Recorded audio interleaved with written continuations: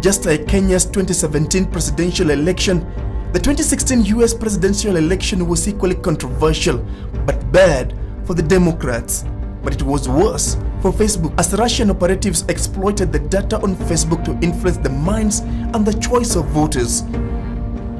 Between 2014 and 2017, the British company Cambridge Analytica acquired data of over 50 million Facebook users who took a personality test. The company also acquired data from friends of those who took the personality test. Data engineers then used the information they had gathered over the time to conduct a technique known as micro-targeting that involves psychometrics and psychographics, which create a personality profile for any social media user who was involved. There is a thin line between micro-targeting and manipulation, and the world's political powers are trying to draw that line, but it's already too late. Who do you think owns an individual's presence online? Who owns their virtual you? Is it you or is it them? Congresswoman, I believe that everyone owns their own content online. Facebook has detailed profiles on people who have never signed up for Facebook, yes or no? Congressman, in general, we collect data for people who have not signed up for Facebook for security purposes to prevent the kind of scraping that you were just referring to. I'm going to suggest to you that you go back home and rewrite it. And tell your $1,200 an hour lawyers, no disrespect, they're good.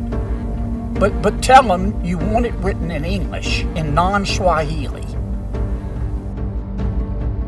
Hashtag Delete Facebook recently caught the giant social media company flat-footed, with many people opting to actually delete their accounts from Facebook. However, these people underestimate just how hard it is to leave Facebook once you've signed up. Leaving Facebook to the extent that future interactions will not be available. You will not be available to other social networks who are searching for you on Facebook for interaction. But the way systems work basically is that whatever data is registered in a system is stored in some servers or storage systems, and deleting might mean different things. It might mean preventing access to that information or wiping it off clean the storage system, but very rarely is that the case. Usually it is prevention of the interaction. Facebook is partnering with many third-party applications which also use you and your data to do business. Some of these applications are just unavoidable, especially for those who use digital communication quite frequently.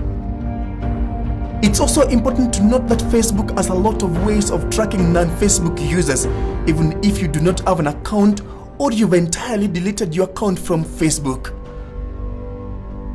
It uses social graph to track anyone on the internet, including those who are not having accounts on Facebook.